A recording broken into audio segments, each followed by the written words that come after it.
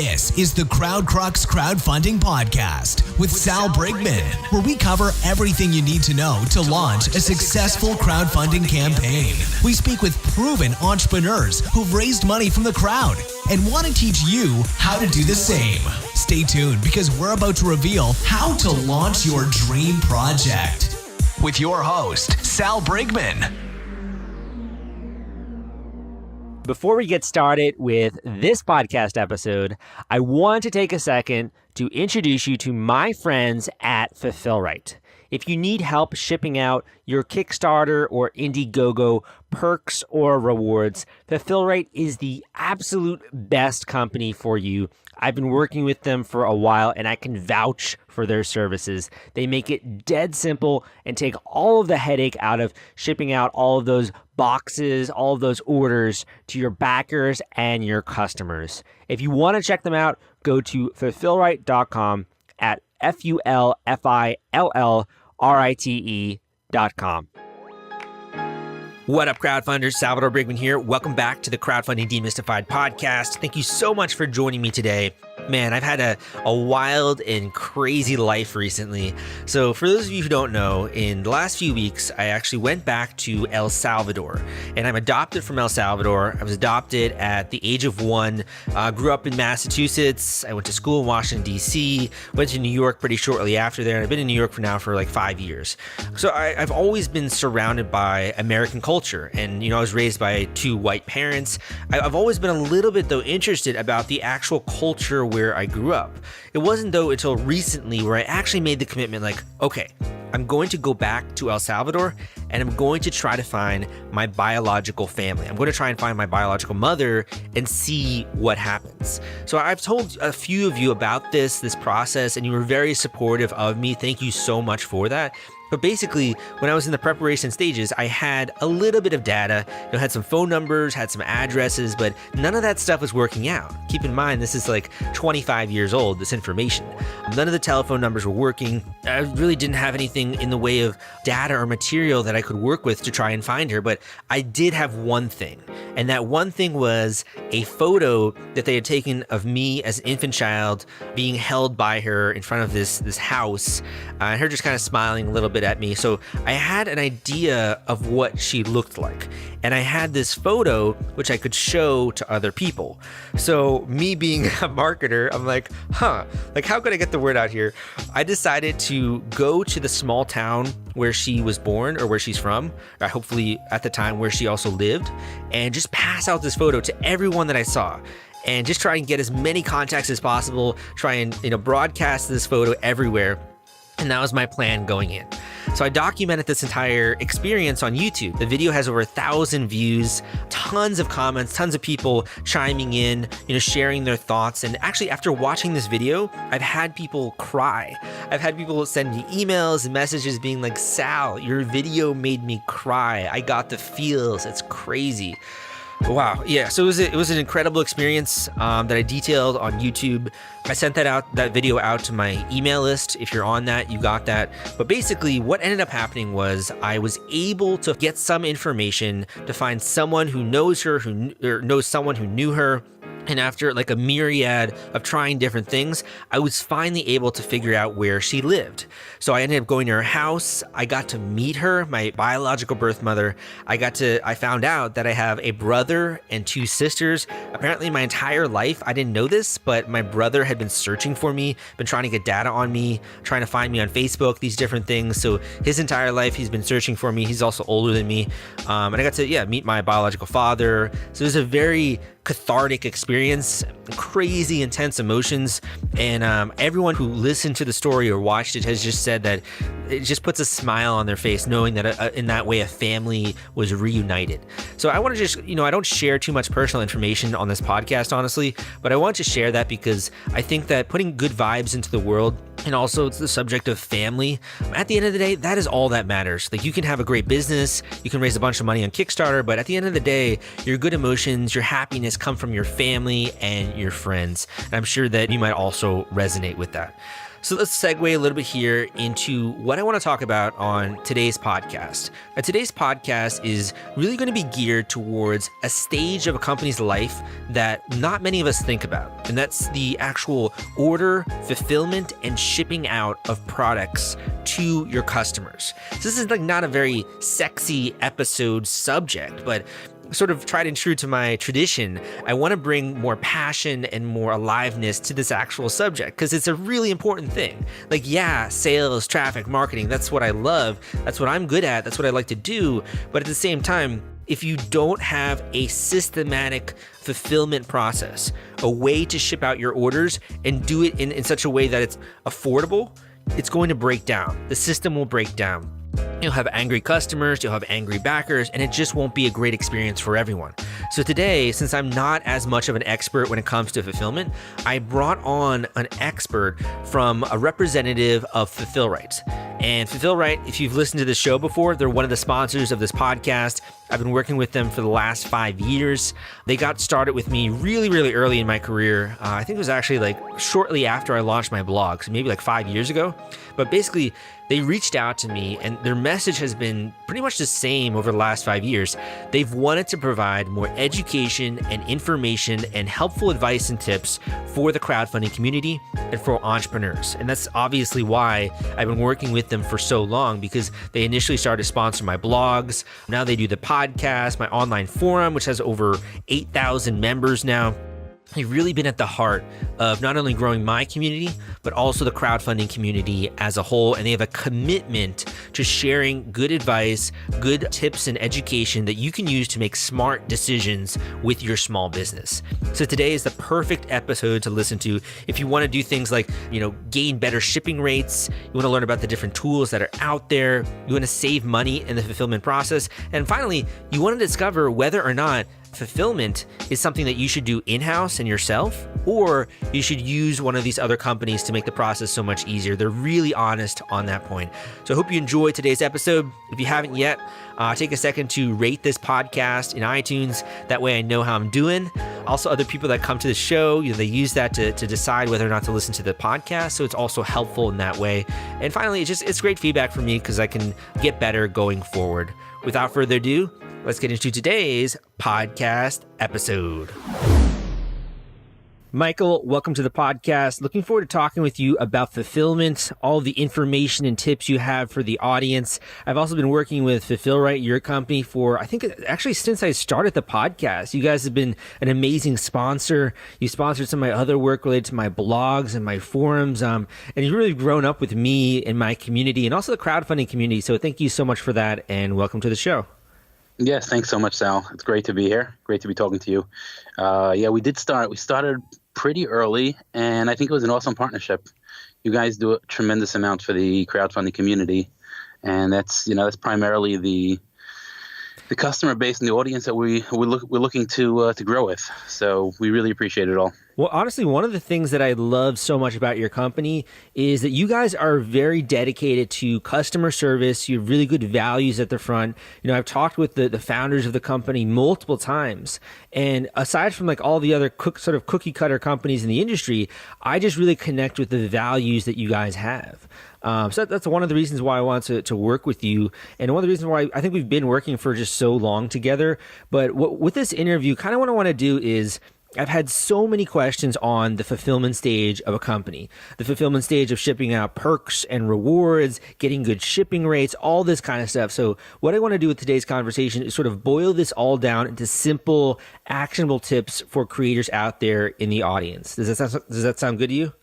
Yeah, perfect. I really feel that the more information people have, the earlier on people who are creating, they don't think about fulfillment necessarily till the end, and it's usually something that they regret afterwards. So getting people on board early and giving them just basic information about how to fulfill their orders and how to give back those rewards to the people that really are waiting for them is I think it's hugely valuable for everybody. So I'm excited to do it. Why is that, though? Why is it that creators will overlook the fulfillment phase? And why is this a mistake that they end up, unfortunately, making and having to go back and fix? Like, why is it they overlook that?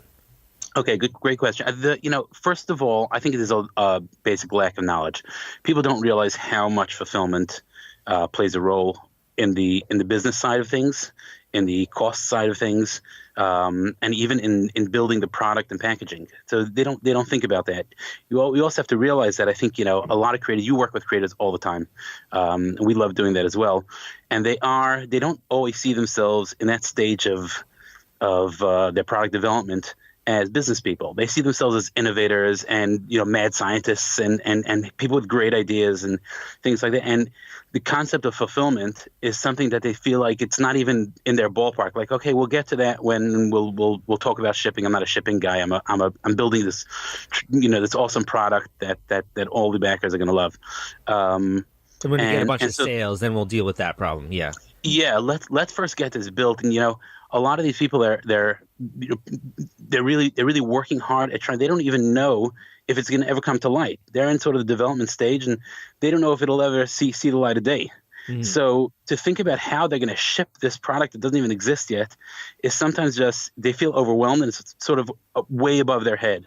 And the truth is, it doesn't really have to be. It could be simplified, and it could be something that could be really helpful. But I think that's some of the reason why people just simply don't think about it until they think they're ready for it. So what ends up happening then? If let's just say take the traditional creator on Kickstarter, they've ended up raising a bunch of money to their own surprise. They've surpassed their goal. Now it's the fulfillment stage. Why is it that it would have been a better decision to have think about it earlier? Like, do they end up going with bad companies and not get good rates? What's sort of the downside here? No, I don't. The rates are pretty much rates are a commodity for the most part. Which basically means you're going to get pretty much the same rates everywhere. Any major fulfillment company is going to have negotiated rates. Obviously, all the fulfillment companies tell you that they have the best rates, and we think that we do also. But that's not really where people get hurt. Where people get hurt at the end is that they don't realize how much money things cost. The average fulfillment of a product is usually 1.5 to 2.5 times the cost that they had imagined. And that cost comes from places that they hadn't even thought about. For example, they'll look at the weight of their product and they'll say, well, how much is domestic or even international shipping on this product? They'll get a basic rate, basic quote, and they think they're good to go. They hadn't necessarily understood the dimensional weight that carriers take into consideration, and they may not have understood that the packaging itself, the weight of the box itself, costs money. The box costs money, the weight costs money, and sometimes it completely changes the whole dynamic. They'll think like we had a product that was. I'll just give you a quick example of something that you're asking about. We had this excellent product. It was a really innovative musical piece. And it helped digitize the sound of a specific instrument. I don't give away too much, and they sent us this product. It was packaged beautifully. It was really, up-to-date branding, and it was it looked like a great product, and he was getting a lot of backers. And we have 3D imaging technology in our warehouse. We looked at it and we said, this is not fitting into a regular standard size. He says, what? It isn't under a pound, and can it go USPS, first class mail? So the box size itself won't fit into those dimensions. And once you put it into the box, into a larger box, it ended up going over a pound, and it ended up costing him 2.5 times. Oh, geez. What? Yeah. So, but the fortunate thing was that he sent it to us as a prototype. And we were able to sort of guide him towards just changing a little bit of the packaging so that it's not as long. It was able to fit into a box, and he's actually redoing it. Now, it hadn't been produced yet. He sent us the prototype, and it looks like he's going to be on target in terms of what his expectations were. Yeah, that would have been if he had figured that out after the fact, that's going to exponentially move up his costs, and that cuts into his profit margin, and that's just a whole headache as well if you have to ship this out to thousands of people. Jeez. Yeah, right. And we see that all the time. We'll get products delivered, sent. It had already been produced, already been sent over, and post facto, we're trying to sort of retrofit their cost structure into what fulfillment actually costs for them. Mm-hmm. there are times that, I mean, we have to basically give back a product and say, it's not going to be worth it for you to send out this product. You're going to have to sort of, and then they have to go deal with all their backers, and it could be a nightmare. Totally. So, Totally. I want to get into also a lot of other stuff like shipping rates, how to save money, all that kind of stuff. But before we do, I kind of want to ask you a bit of a dumb question, I guess. But when it comes to the word fulfillment, like when I was first getting started, I didn't really understand what that meant. So is it that your primary job is to ship out all of these products to the customers? Do you have to get the orders sent from the manufacturers to your warehouse? Like, how does the actual process work there? Right. So, fulfillment itself, first of all, I love the word because it sounds just so fulfilling, It sounds like you're doing something really such a fulfilling word. Meaningful. Yeah, it really is. It's like a meaningful thing. The point of calling it fulfillment, from what I understand, I came into the industry way after it was already an industry called fulfillment, but the basic premise is that fulfillment is the last step in terms of connecting your product with your customer. That's generally what the industry looks at fulfillment as. In other words, you have your product, you made it, you have it here, and now what? Now what do I do? How do I fulfill this promise that I had to get it to my customers, to get it to my backers? So I need a company that can help me fulfill this promise that I had. Mm-hmm. That's the basic premise of the industry term. But in fact, your question is really is an insightful question, because ultimately nowadays, not that somebody, there aren't necessarily that many factories domestically where the products are made and they're just sitting with a bunch of products and waiting to fulfill it. There is, there's a manufacture process, taxes and tariffs and import guides and cargo shippers. It's a supply chain, entire supply chain. Yeah, it's an entire supply chain that a creator who's super innovative in his product may have zero knowledge of and could just be stuck. So the way just to answer the question, I guess in a sort of simplified way, is we will, any good fulfillment company, what they'll do is they'll become a partner, so to speak, with the logistics and supply chain of the product. So they'll sort of guide the product from the factory floor, what needs to be done in order to get it to, if it's out of the country, in order to get it into the country, how to clear. They'll if they don't do it themselves, they'll usually have a partner that deals with international shipping. Mm-hmm. How to clear the containers, how to get it into either the creator's hands or directly to the fulfillment center, and then the actual aspect of the work that takes place on premises begins, which is sorting, making sure that we're receiving all the products, knowing where each product is, how it's labeled, and then connecting it with the customers, with their own system, so that when they get an order, we're fully integrated and we're able to go pack that order as if they had told us. Yeah. I just got an order. I want you to go pack it and send it to this person.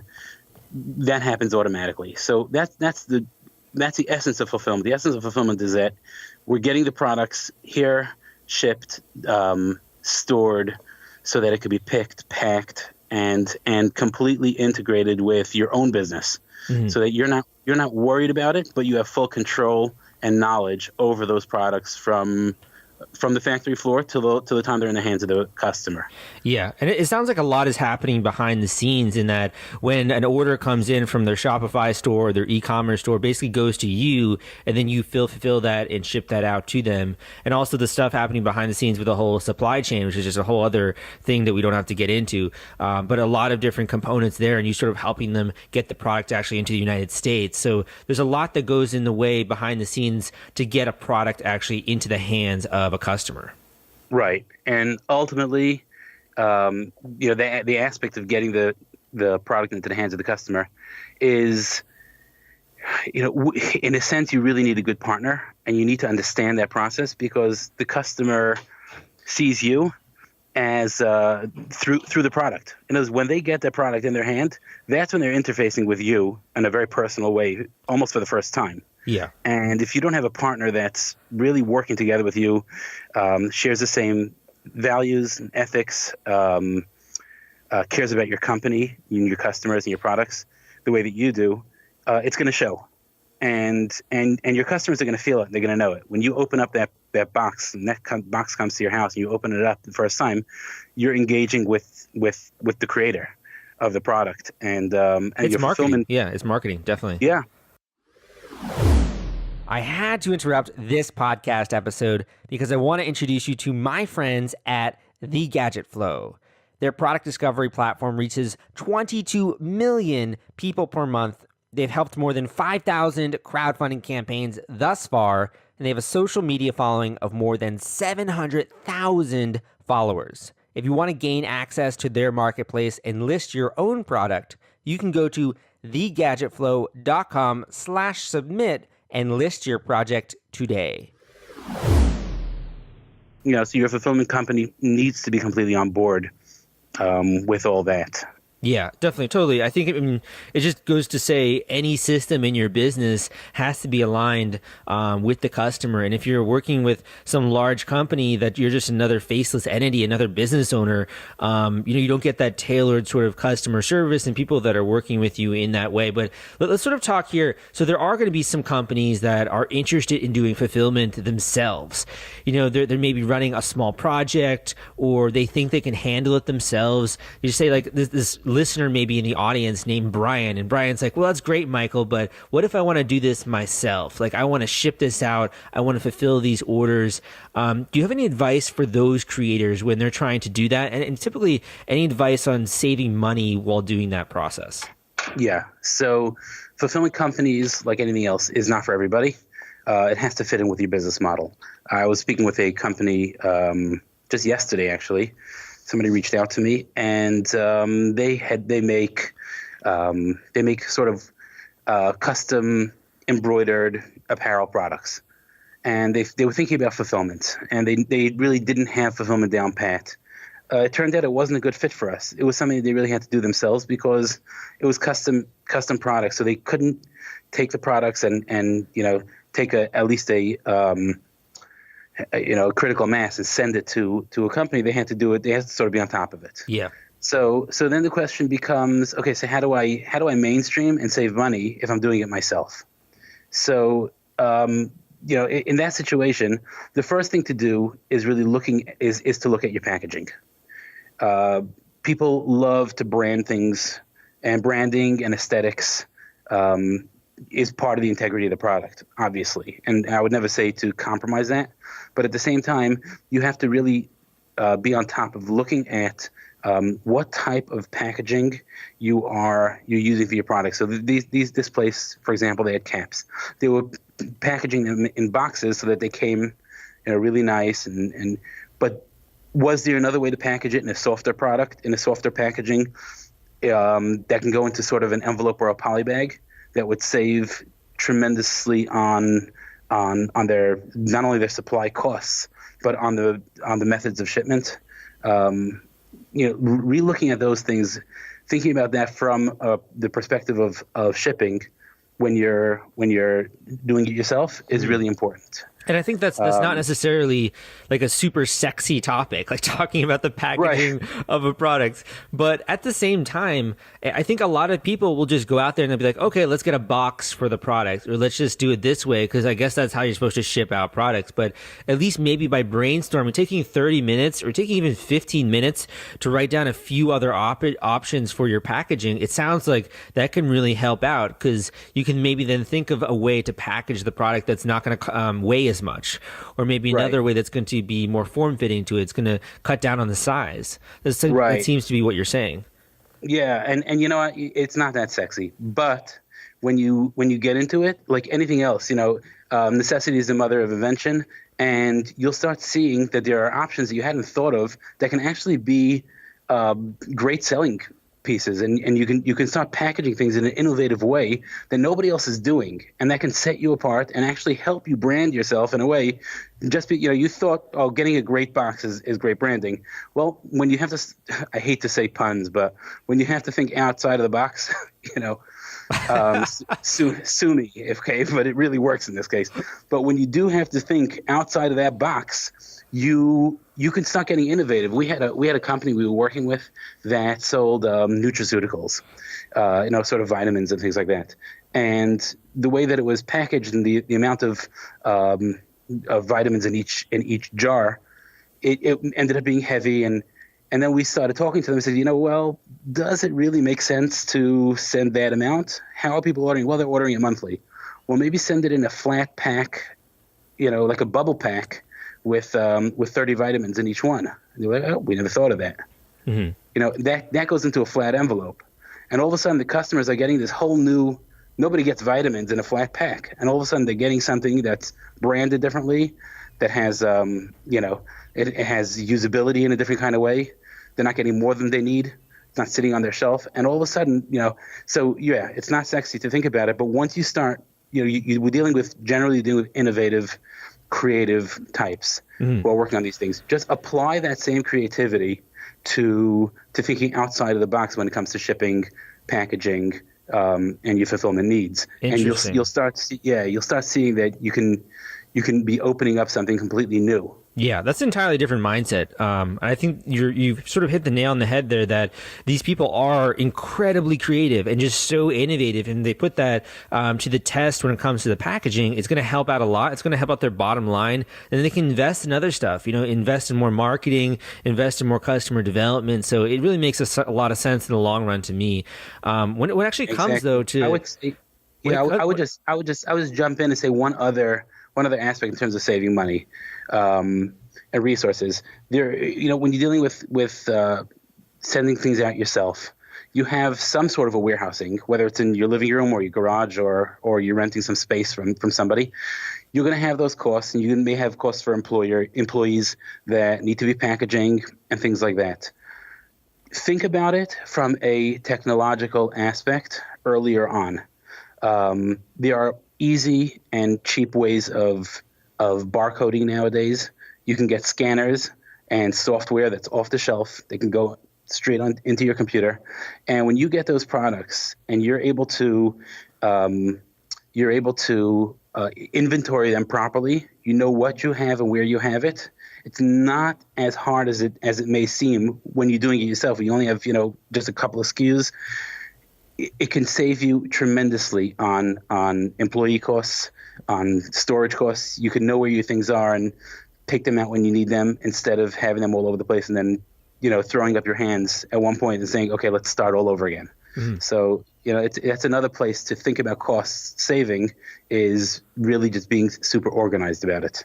Do you also recommend any kind of companies to go with when they're doing the shipping? Whether that's, UPS or et cetera, do you work with any companies like that or recommend any? Well, I'll tell you, we work with all the major carriers. It's too broad of a field. All the carriers have their advantages and their disadvantages. You have to really know what your product is. There's great software out there also where you can sort of this ShipStation and other things where you can figure out based on the weight of the product. I don't know how innovative all of them are, but you can get some sort of an idea of what's the best carrier to use for your particular product and for the destination that it's headed to. Okay, so, ShipStation, you said, right? Yeah. Okay. You check it out. Keep in mind that you always want to keep this in mind, that the weight of the product and the dimensions of the product is after it's packed in the box and after the stuffers are in and after the labels are on and all that. So, just be aware of that when you're thinking about the products, the destination, and the size. I know this also might not be, your area as much, but when it comes to things like sales tax. If you're just like a first-time entrepreneur, a first-time creator, you've never had to figure out sales tax, shipping, fulfillment. So you're probably listening to this podcast and you're like, wow, this is a lot of new material, dude. A lot of new stuff to pay attention to. When it comes to the sales tax, is that something that you work with creators to figure out? Do they use software on their own? How do they figure that out? Okay, so sales tax is, most people do realize this, the sales tax depends, it varies from state to state and from product to product. So there's one great resource that we encourage all of our customers to use. It's called taxjar.com. It's TXJAR. And they have just a boatload of resources for entrepreneurs, for e-commerce business people, and that deal with products in multiple states and shipping, even shipping overseas. So look that up. That's I would say would be your first thing to do. People don't even realize that there are certain products in certain states that are taxable, and certain products, same product in a different state, will be not taxable. You can have your products sitting in a warehouse somewhere, and some states will recognize that as having a nexus in that state, and therefore you'll be taxable for any orders in that state, and others won't. So it could get you right. It could get complicated, but there are guides online nowadays that are pretty sophisticated, and you're not the first person to go through this. Look for those resources online. That's the first thing that I would advise. The other thing is speak to a tax attorney or an accountant who's dealing with commerce, interstate commerce. Yeah, they've got this question 1,000 times. They've got this question 1,000. It won't cost you. People are scared to go talk to professionals. Oh my gosh, I don't want to have to go deal with lawyers. And it's not like that. It's a simple question.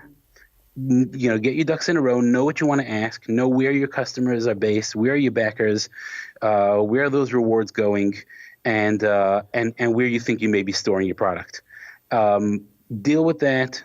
You'll lay it out, and you'll get pretty even-keeled answers, and it won't cost you a lot. When you have to start dealing with after the fact, again, everything that you're doing post facto and retrofitting taxes or anything else into your business model is going to cost you much more. So, go for those resources. I'm speaking to the crowdfunders in the audience who have already launched a Kickstarter campaign, or have actually even successfully run a campaign. And the reason is, I think you will understand this pain point most. And that is, when you finally do raise money on Kickstarter or Indiegogo, the hardest part is not collecting the cash. The hardest part is shipping out all of those perks and rewards to your backers. It is a nightmare, my friends. It's a lot of spreadsheets, it's a lot of headache, and it's a lot of stress. That's why I recommend BackerKit. If you have not heard of BackerKit, they help you collect surveys, they help you collect data, and the entire fulfillment process is just so much easier and so many less spreadsheets when you use their software. You can check them out at BackerKit.com and use CrowdCrux for a special discount. So I think we're getting a lot of good resources here for people to check out. Mentioning TaxJar, ShipStation. Do you have any other websites, tools, or resources that people should keep in mind? I also know that your site, you're trying to put out more guides and information as well. But if you have off the top of your head, any other resources people should check out or any tools related to shipping?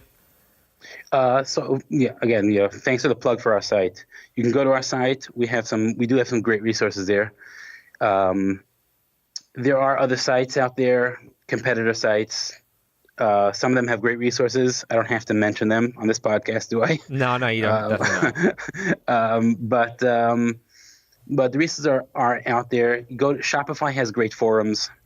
BigCommerce has great forums, and they're pretty well researched and well searched. Really searchable. Yeah. So you can look at those forums.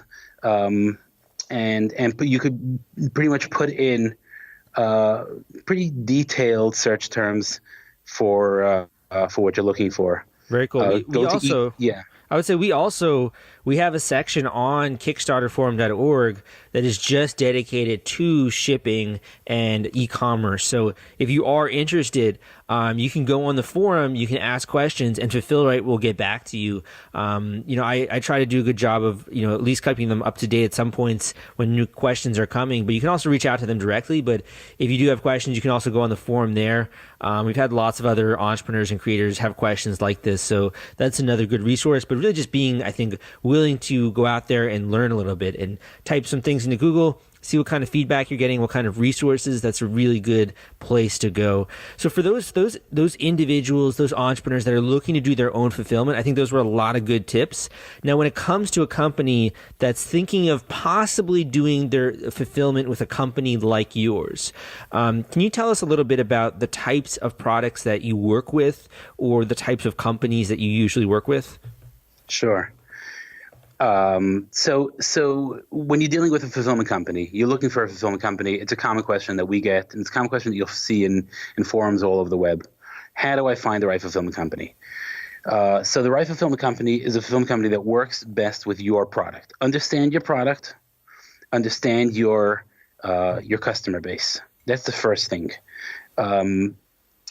We personally, Fulfillrite itself, we work with primarily small, lightweight products.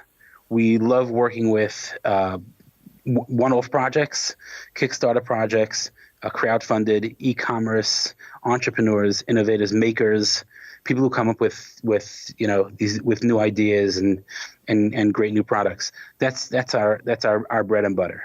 We love working with those people. They think like us, and we work together with them in a really I don't know what the right word is. I think from also what you were telling me, at least in the past, sort of about your approach when it comes to fulfillment. One of the things that sort of stood out to me is when I think of fulfillment and shipping, I really think of an archaic industry. These are people that don't really have updated websites and they don't have updated technology. And what I love so much about Joe and Charlie, the founders of the company, and speaking with other employees there, is that you guys seem to have really up-to-date technology. And that's something that at least stood out to me. Yeah, it's something that when I came on board, I was blown away. The amount of effort and resources that was put into innovating and the technology side of it is, it's mind-blowing. It's insane, yeah. Yeah, it's insane, but let's just understand, why is that so important? Why is it so important to innovate in this field? The worst thing in the world, that's something that a company can get, is that they get a customer is looking forward to a product and they get the wrong product. It's a disappointment, and it's something you can never crawl back from. So how do you know that you're always sending the right product, packed well, in the cheapest way? The way to do it nowadays, we deal with thousands of products in our warehouse, and most fulfillment companies also do. You can't do that unless you're automating. So the amount of effort that goes into making sure that everything is scanned multiple times. We know exactly not only where your product is, we can tell you which part of the shelf it's in at any given time. Wow. So it reduces error to literally, it reduces it. We have a zero error policy. It doesn't allow for errors in that situation. And and all the integrations, shopping carts are getting easier and easier and more intuitive. But are the fulfillment companies keeping up with that? And if they're not just as clued in, and they're not working in a real seamless integration, you're going to be doing things manually, and the business is going to suffer. So operationally, it's something that we felt years ago was the key to having a successful business and repeat customers who are not just happy with it, but they're delighted, they're thrilled. Mm-hmm. So that's something that you're right. It's a great point. The amount that we put into innovation, hardware and software. We have our own development team working on things constantly. So that's I think it does set us apart. I love it because it's sort of like bringing that startup mentality to this sort of more outdated industry where you have sort of older players and, they're working off of their previous existing customers, but you guys sort of come in wanting to build up this entire new company with more of a startup mentality and mindset and wanting to bring that innovation and the technology to the industry. I think that's awesome. And that's exactly what is needed. And I think you guys are disrupting it as well. You're, catching trends, Kickstarter, e-commerce, crowdfunding. So you've done a lot of good work. And that's one of the things that sort of has made me interested in continuing and working with you guys. I'm actually kind of curious though, Michael. So you've been working here for, I think you said a few months now. In sort of a newer position. Why is it that you've been so passionate about this industry? What do you like most, I guess, about the fulfillment company, or I guess the fulfillment industry? So my history is, I've been, just a quick 30-second history, is I've been dealing with startups and small businesses in a consultant and marketing capacity for many years, both for-profits and nonprofits.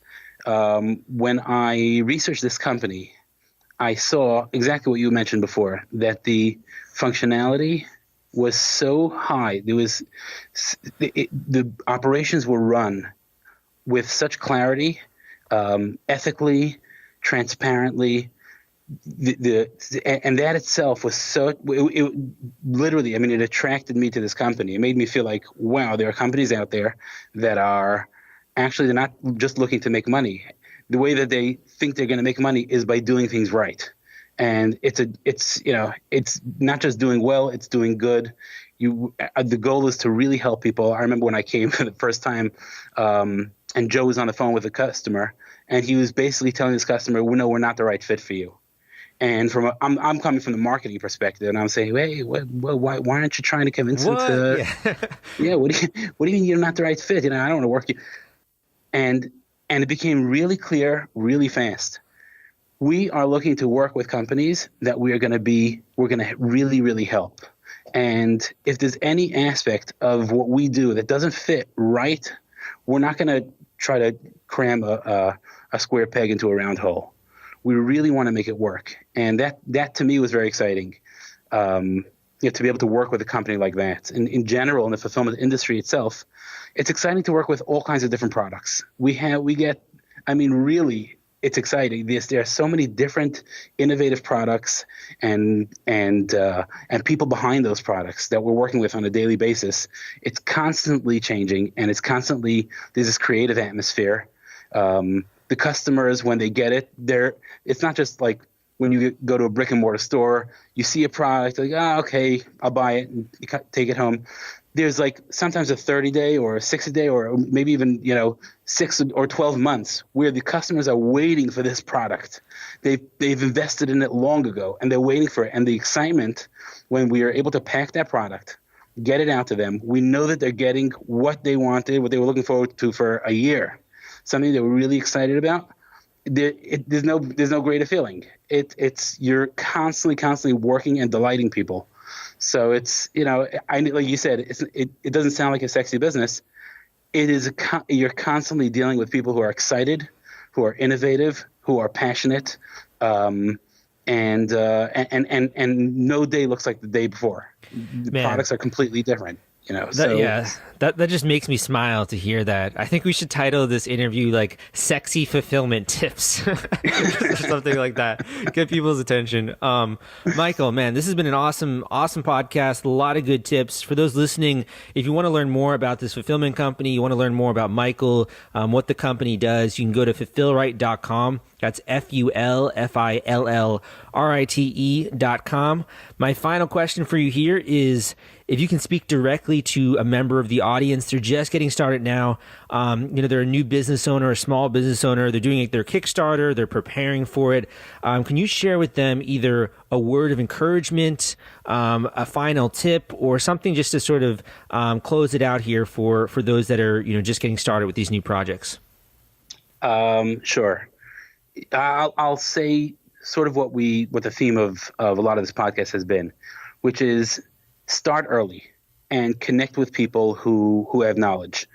It's never too early to think about the end result. It's never too early to think about the entire cycle, the sales cycle and the logistics cycle. It'll affect how you label your products, how you package your products, and connect with people who have the knowledge in that field before. When you'll do that, you'll see that you're going to get so much information so early on that it's gonna. I mean, it'll blow your mind. You'll feel like you're 10 steps ahead of anybody else. We've worked with customers that didn't think that they had anything. They had an idea. They had a small idea. As soon as you start talking to people who've done these types of things before and who are in the industry, even in a peripheral way like we are, you're going to get encouragement. You'll see that it could be done, and the results could be really, really surprising and really exciting. Well said. Well, Michael, thanks so much for coming on the show, and we'll have to have you back. Awesome. Thanks. We're looking forward to it. I appreciate it. And I just wanted to mention to you also, thanks for what you're doing. We mentioned in the beginning that we have this symbiotic relationship where we appreciate each other's ethics and just what we're trying to do to help people. We love doing that for our customers, and we see one of the things that we love working with CrowdCrux and all of your projects is that you're really out to help people in this field. You're out to help people grow their businesses and fulfill their dreams. People who, they may be starting with nothing more than an idea, and you're sort of bringing them along. And we really appreciate that. And it's one of the main reasons why we feel so passionate about sponsoring what you're doing and working together. So I just want to give a shout out and a real big thanks to you for all that you're doing. Thanks, dude. Means a lot. Man, you're making me smile a lot today. Great. Awesome. Well, thanks for all the tips, and we'll look forward to seeing a lot of new great things from Fulfill Right in the future. Thank you for listening to this episode of the Crowdfunding Demystified podcast. If you are at all interested in having a person help you with your order fulfillment, having a company that has the entire process streamlined, they can answer all of your questions, go and check out Fulfill Right. These guys are the real deal. They have amazing family values when it comes to their company. They resonate a lot with me when it comes to the values that I also bring to my own work. So I think you're going to have a good experience with them. And it's also something where this is a system in your business. This is one of the pillars that you must assemble in order to have a business that runs smoothly, that is delivering product to customers on a continual basis. This is something, as an entrepreneur, you have to get right. And as we all know, your business is only as good as the sum of its parts, as the sum of the teammates that you have, some of the partners that you have. That's really what sets up the entire system so that you can do what you love. You can spend the time either working on the projects you like or spend your time however you want. Some business owners are a little bit more hands-off. They like to spend more time, the free time. They like to do things like go on trips, like to travel. Other business owners are always working to grow their online assets. But either way, this is a linchpin when it comes to your actual sales, traffic, converting that into customers, and then fulfilling those orders and getting the product to customers. And then the entire process repeats when the customer has a good experience. So go and check them out at fulfillright.com. Again, my name is Salvador Briggman. Hope you enjoyed today's podcast episode. Go and dive into some of the other episodes here that I have on iTunes or wherever you're listening to this. But without further ado, thank you so much for tuning in. Appreciate your time and attention, and I will see you next time.